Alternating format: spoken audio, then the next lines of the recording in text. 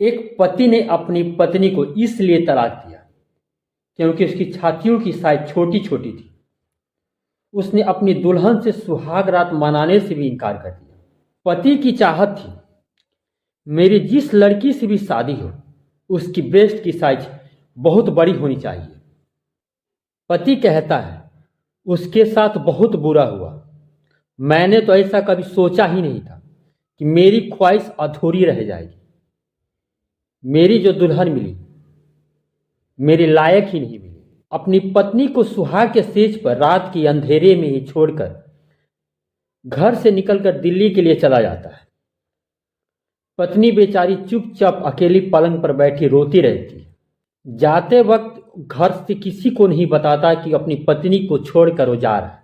घर से तो पत्नी को छोड़ के जा रहा है, नई नवेली दुल्हन को, पर जाते वक्त पत्नी को एक बार मुड़कर भी नहीं देखता। पत्नी बेचारी चुपचाप अकेली पलंग पर बैठी रोती रहती है। वो घर से जाते वक्त ये भी नहीं सोचता सुबह घर वाले जब दुल्हन से पूछेंगे कि तुम्हारा पति कहाँ है, तो वो नई नवेली दुल्हन उनके बातों का क्या जवाब देगी। आखिर होता भी ऐसा ही है। सुबह जब दुल्हन कमरे का दरवाजा खोलती है तो लोग उनसे पूछते हैं कि अमित कहाँ है, तो घर वालों को बताती है कि वो तो रात में ही घर से दिल्ली के लिए निकल गए। लोग सवाल भरी नजरों से नई नवेली दुल्हन की तरफ देखते हैं, पूछते हैं कि तुम्हें सुहाग रात पे ही छोड़कर चला गया। आखिर वो अब क्या बताए, अब वह क्या बताती कि क्यों छोड़कर चला गया। ऐसे ही दुख भरी कहानी एक नई नवेली दुल्हन की है। यह एक सच्ची घटना आसाम की है। पूरा सुनिए, कहानी सुनकर दिल दहल जाएगा। एक ऐसी दुख भरी कहानी है एक नई नवेली दुल्हन की जिसकी कोई गलती नहीं, फिर भी उसे एक ऐसी सजा भुगतनी पड़ी जिसमें उसकी कोई गलती ही नहीं है। बहुत ही दिलचस्प कहानी होने वाली है। प्लीज आप पूरी कहानी सुनिए और कमेंट करिए। नमस्कार, मंजर सफर में आपका स्वागत है। प्लीज हमारे चैनल को लाइक करें, सब्सक्राइब करें, कमेंट करें। कहानी कैसी लगी कमेंट करके बताना ना भूलें। अर्पिता को आज भी लड़के वाले देखने आने वाले थे। इससे पहले भी बहुत बार आ चुके थे, मगर अर्पिता उदास मन से तैयार हो रही होती है। साथ ही सोच रही होती है इस बार भी क्या होगा। साथ ही सोच रही होती है अपने छोटे छोटे छातियों का मैं क्या करूं। जो कोई भी आता है इससे देखकर मना करके चला जाता है। जलील तो मुझे होना पड़ता है, लोगों के सामने, परिवार के सामने, नाते रिश्तेदारों के सामने। कुछ ज्यादा ही हलचल हो रही थी। हर कोई ना कोई कामों में व्यस्त था, मगर अर्पिता की मां को बस यही चिंता सताए जा रही थी कहीं लड़के वाले इस बार भी अर्पिता को देखकर शादी करने से मना न करते।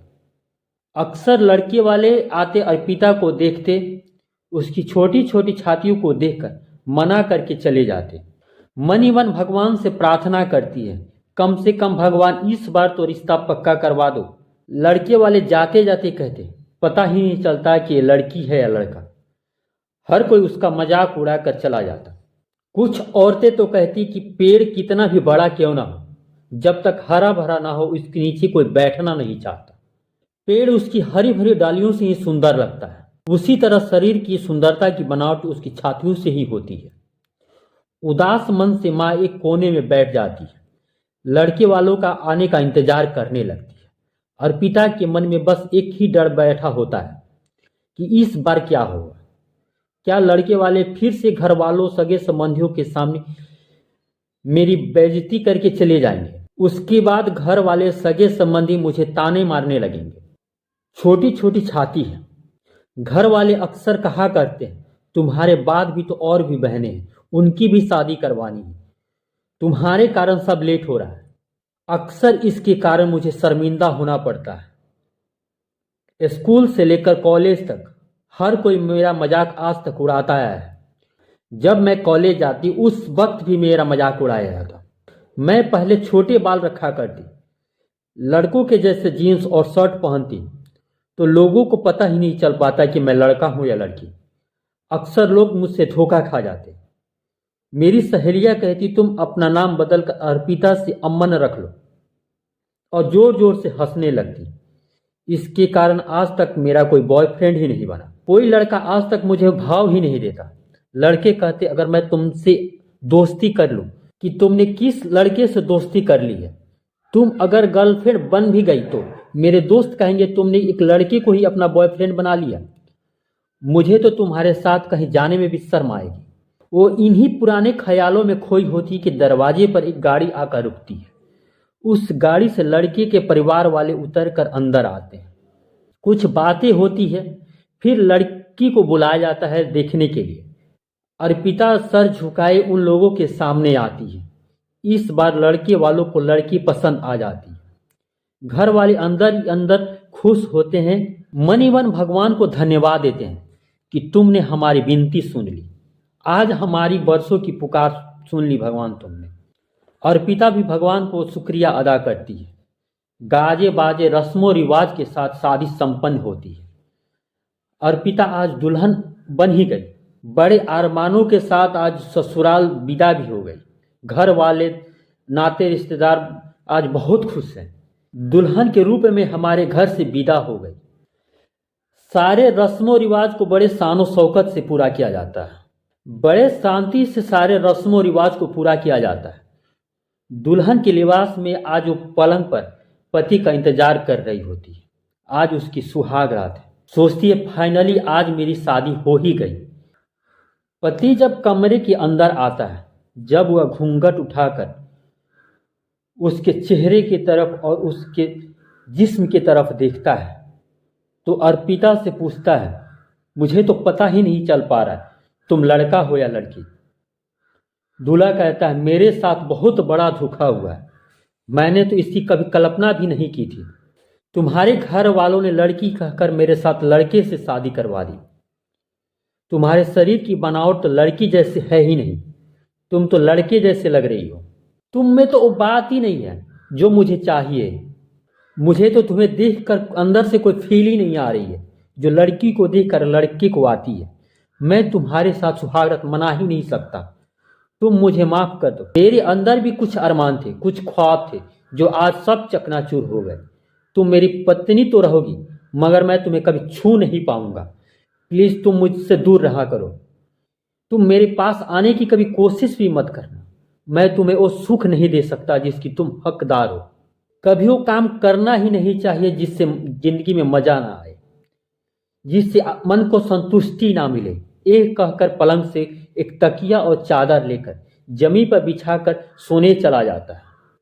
लाख सोने की कोशिश करता है पर उसे नींद कहाँ आती है। इधर उधर करवट बदलता रहता है। उसके अंदर एक अलग ही बेचैनी की समुद्र की लहरें उफान मार रही होती है, जिसे उसे दबाना उसके बस की बात नहीं होती। वो सोचता है कि मैं इसके साथ रहूंगा तो इसे भी तकलीफ होगी और मुझे भी तकलीफ होगी। चुपचाप रात के अंधेरे में यहाँ से चला जाऊं, आखिर किसी को कुछ बताना नहीं पड़ेगा। और चुपचाप बैग अपने कंधे पर उठाए रात के अंधेरे में पैदल ही घर से निकल जाता है। वो एक बार भी मुड़कर अपनी पत्नी की तरफ नहीं देखता। एक इंसान जो इस पल का उसने बरसों से इंतजार किया था, वो एक पल में सब चकनाचूर हो गया। उधर अर्पिता फूलों के सेज पर दुल्हन के रूप में बैठे रोती रहती है। मन ही मन भगवान से कहती है, तूने मुझे कुछ क्षण की खुशी दी और वो भी तुमने बहुत जल्दी ले ली। इससे अच्छा होता है कि मैं कुंवारी रहती, कम से कम अपने घर वालों की ताने तो सुनती, पर जिंदगी भर ये ताने सुनने को तो नहीं मिलेंगे कि तुम्हारा पति रात के अंधेरे में तुम्हें छोड़कर चला गया। उसे अपने आप पर पछतावा होता है, आखिर मैंने शादी करी ही क्यों। अर्पिता मन ही मन सोचती है, अगर मेरे हाथों में होता तो मैं इसे कब का बड़ा कर दी होती। सारा झंझट ही खत्म हो जाता, किसी को कुछ कहने सुनने का मौका ही नहीं मिलता।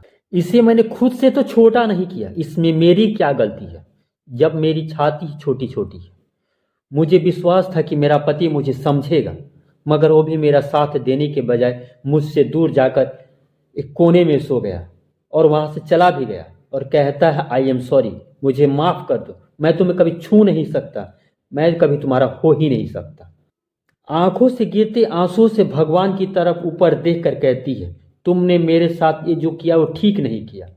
मैं किसको दोषी मानूं, अपने शरीर की बनावट को या अपनी किस्मत को?